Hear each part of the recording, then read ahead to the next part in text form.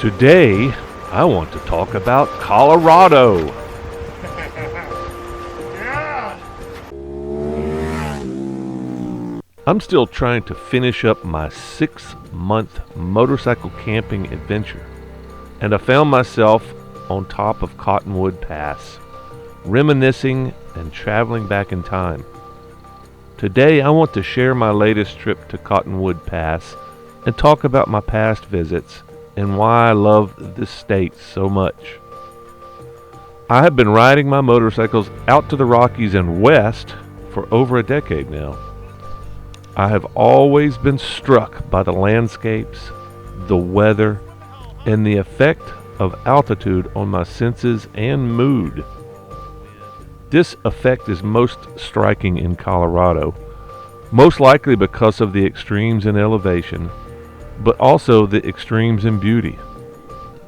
The landscape changes so dramatically as you cross the plains of Texas, Kansas, and the Dakotas. They are all dwarfed in scale and beauty by Colorado. I have always felt a profound impact when I travel here. I'm not sure it is just the epic curvy roads surrounded by postcard scenery. Many other places have that too.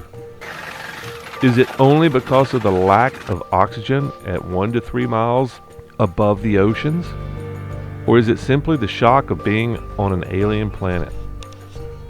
Montana, Idaho, Wyoming, and even California have landscapes that come close.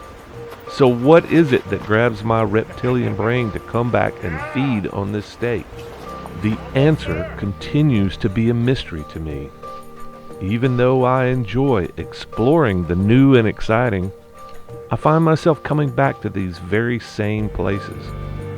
This makes me wonder why it took so long for me to get out here in the first place. A place that feels like no other. A place that feels like home. Before I departed on this latest trip up to Cottonwood Pass, I had to get some fuel, and I figured I could fuel up at the Crack House, this amazing Mexican place that sprinkles crack cocaine and probably methamphetamine on top of their food. This place is truly one of a kind. When he first came to the mountains, his life was far away. On the road, hanging by a song. I wanted to share this music with you, an old John Denver classic from the 70s. I never was a huge fan before, but after realizing I had such a profound connection to this place, I listened again. I quickly realized that Denver had the same deep connection as I do. Enough to write a hit song about it anyway.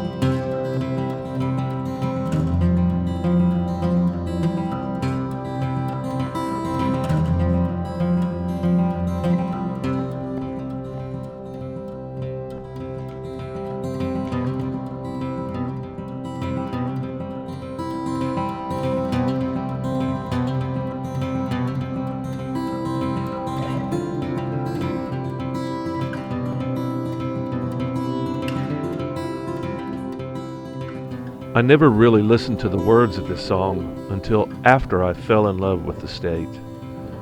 You could tell by the lyrics of this song and others John's deep connection with nature and the mountains he would soon call home for the rest of his life.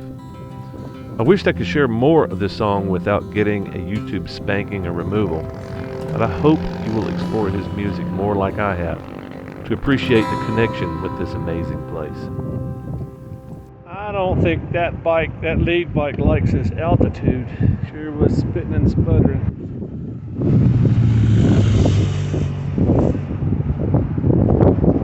Last time I was on Cottonwood Pass, 2016, the pavement ended right here.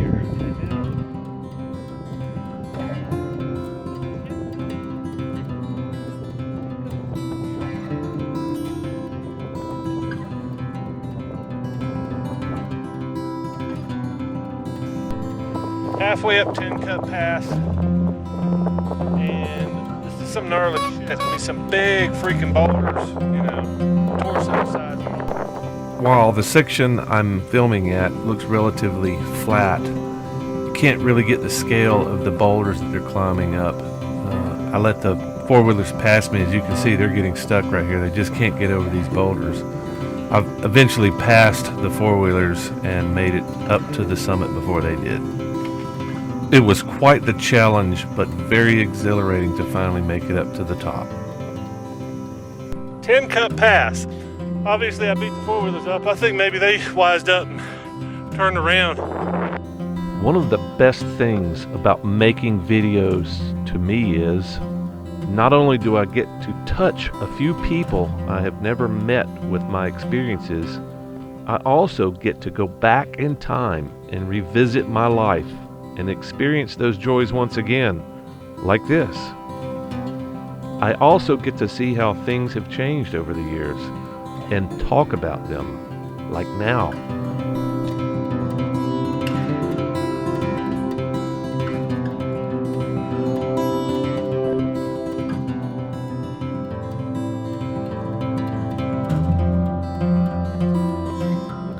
I know it might sound a bit corny and a bit soft coming from a rough and tough biker dude, but returning to this place now makes tears well up inside.